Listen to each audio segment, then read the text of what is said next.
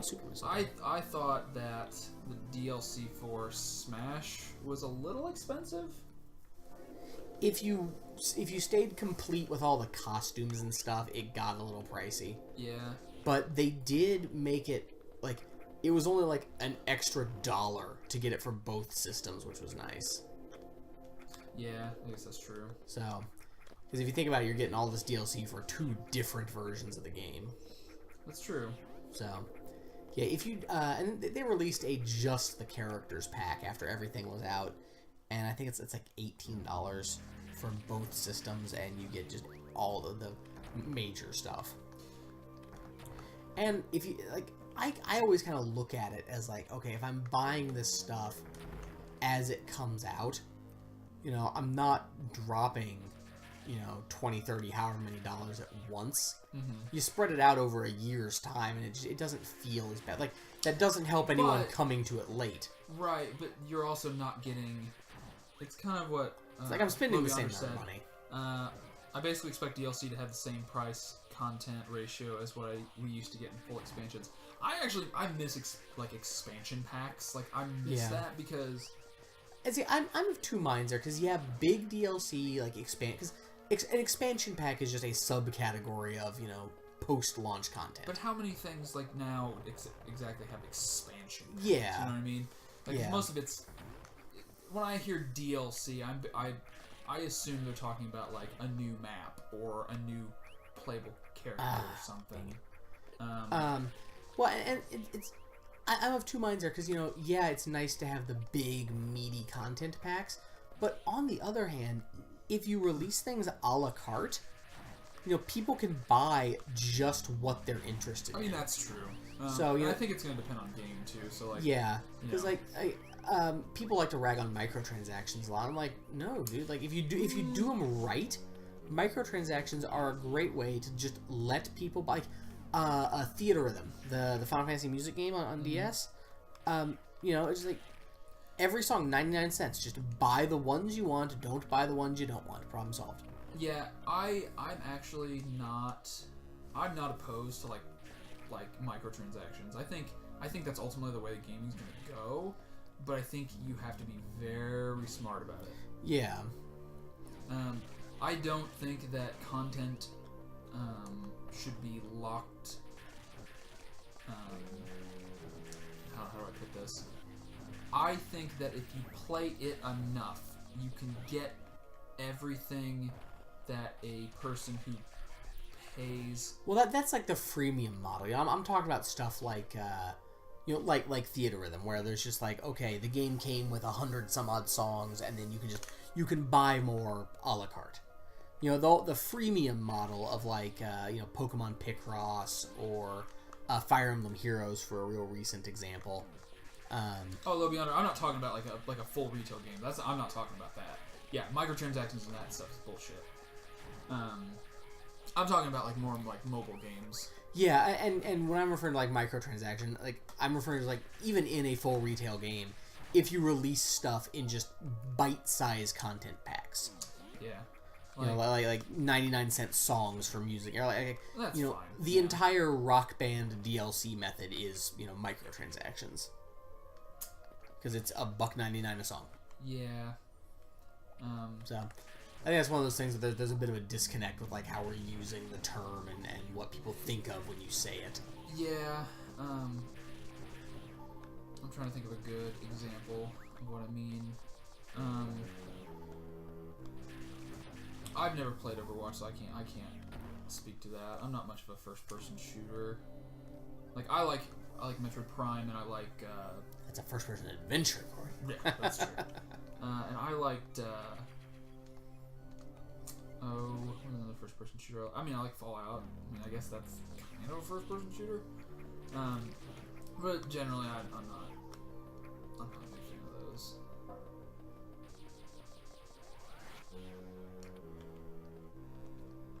More of a platformer adventure type game. Is that a place I'd go into? I guess so. Okay, it looks like a place I'd go into. Man, they're just tossing the missiles at me. Oh yeah, you can get a shitload in this game. Yeah. I think it goes up to 255. I wouldn't be surprised. Another reason I don't want to go for 100% is I don't want the Mecha Ridley fight to take like an hour. Does it take an hour? Depending on not an hour, but if you have 100% item pickups, the final boss fight is way harder. Really? Yep. I didn't know that. Mm-hmm. Wait. He gets like triple the health. Yes, I did know that because I think I'm pretty sure the first time I played this, I did get 100%, and I just remember Mecha Ridley just being brutal. Forever. And then I played this not all that long ago. And you're Honestly, just, like the 2 hours and 15 minutes, I was like, oh, this was easy as shit. yeah, you're just having the fun havers run. Yeah. Yeah. No, Mecha Ridley just it's not even difficult because his pattern doesn't change. His attacks don't hit any harder. He doesn't get any harder. He just has more health. A dickload more health. It's like that's something I don't like in gaming, where it's like, okay, I have proven that I can do the thing that you're wanting me to do here. You know, make me repeat it 2 or 3 times to prove that I can do it, and it's not just a fluke. Why make me do it 7 times? Yeah, well, that's bad, like, difficulty scale. Like, Yeah. And some games are really bad about that. It becomes all like they do is all it is like they just increase damage and they just raise enemy health. Yeah, it's just like, you know, what you're doing is you're trying to like beat me out in a war. What the f is that? It's clanging. It's his can. An energy drink can that got crunched in just like the changing air pressures. Yeah, because it's getting warmer in here. Yeah. Ah. Let's see, it get cold outside?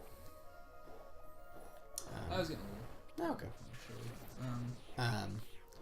But yeah, that's like what you're like games that just like, okay, you've done this thing, now do it like 47 more times perfectly. Yeah. Because it becomes just like a war of attrition.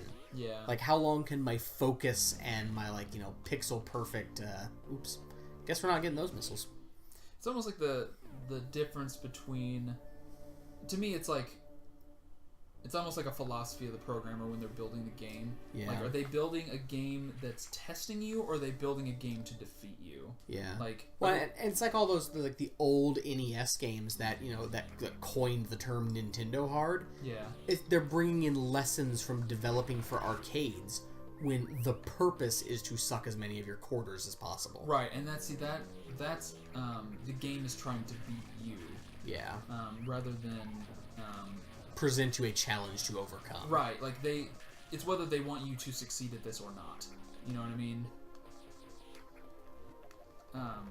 But you're right. I mean, it's we hadn't figured out the difference between a console game and an arcade game yet.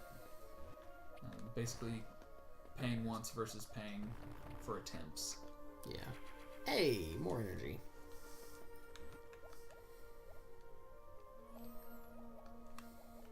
Yeah, so, you know, that's why games are... Oh, I did not need to come through here. Oh, well.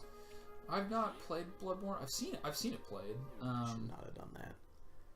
Oh, well, I'll get another shot at that missile tank. I'm trying to think of another game that basically the bosses are just bad. Oh, the one we just played. Yeah, the bosses in that game are just...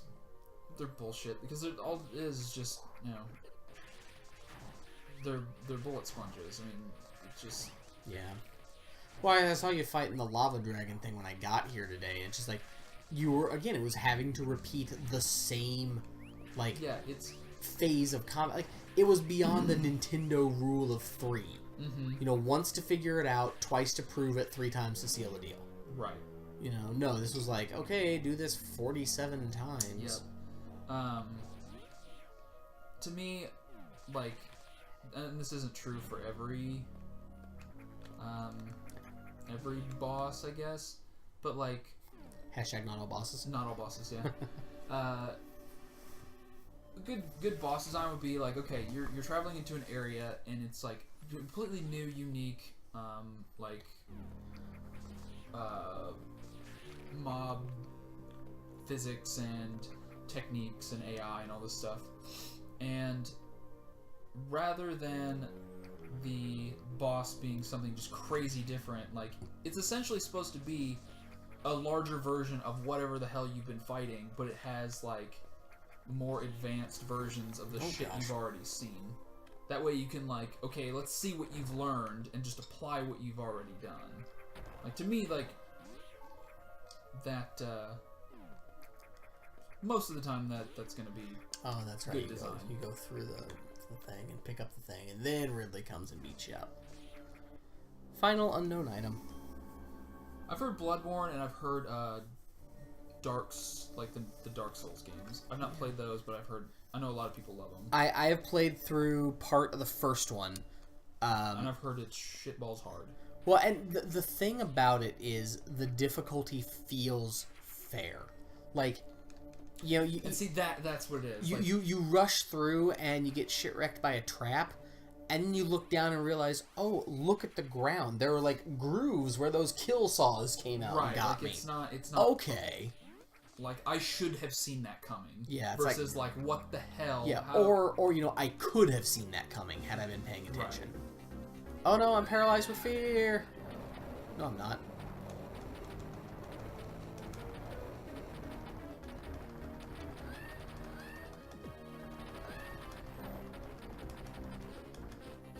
I have so much health, I'm not even trying to avoid taking damage. See, like, and you can tell, like, this game is so much easier than the other ones. Yeah. Okay, another Game Boy Advance game that was a port of an NES game that is way easier. The port of Kirby's Adventure, Kirby Nightmare in Dreamland. When I was a kid, I could never actually beat that game. I could get to the final boss, but I could never beat him when I was a little kid. I finally did, but the Game Boy Advance port was so easy. I beat that game in like 1 or 2 settings, and my first trip to the final boss, I won. And I was chalking it up to, okay, you know what, I'm older, you know, I've got, you know, more skill with games or whatever. Then I went back and tried to play the NES version, and I did finally beat the final boss, but it was still difficult. I'm like, okay, so they just made it really easy for the remake. Yeah. We're not saying, like, Kirby's Adventure isn't easy, it's just, like, the difficulty changed. Yeah, the last couple boss... Actually, the boss fights in that game, a couple of them are kind of challenging. The paint roller dude in the second world, that guy gave me tons of trouble as a kid. I haven't played that game in so long, I can't remember any bosses from it, but... I had a little trouble with Mr. Shine and Mr. Bright, but not a whole lot. Oh, I remember those. I do remember that boss. I've heard a lot of people say, like, well, why aren't these games hard like old games? Like, I don't know that I'd want that. Well, and again, and again, part of the difficulty there was, you know, quarter sucking behavior. Yeah. Another part of it was you were a dumb, stupid kid, and now you actually know some stuff. Right, and the other thing was, well, they had to make it like brutal hard because there wasn't a lot of content in those games. Like, they were old 8-bit cartridges. Like, they didn't have a lot of storage. And plus, I wouldn't want to play 60 hours of Castlevania 1. That would be... That's a lot of wall meat. Yeah, like, that would be... A brutal, unfun slog. Yeah, like, that game... It would feel like a chore. Yeah, that game barely errs on the side of not being a slog at its current length. I mean, I like that game. Oh, it's so good. Yeah, I think that game is really good. Second one, not so much. If it had a decent translation, I have played a ROM hack which cleans up the translation. I think there's a lot of... It wasn't as good as the first one. Because they changed a lot of stuff. But it's not a... Oh, gosh. It's not an... I don't know. Save I don't know what I want to say about that game. I have the third one, but I haven't played it. Oh, Castlevania 3. Yeah, I've heard good things. Yeah, it's not bad. I've heard Symphony of the Night is really good. that one, I put that in the same category that I put Ocarina of Time and Final Fantasy VII, where it's a darn good game, but the number of people that like hold it up as this sterling, shining example of everything that is right with the universe, it's like, chill, guys, chill. Yeah. Oh, I mean, I'm obviously a huge Zelda fan, but like Ocarina's... It's very much overrated. Yeah, it's like I don't want to shit talk Ocarina of Time because it is a damn good game. Yeah, it's a fantastic game. But people hold it up again as this like pinnacle of... Because there's things wrong with it. Like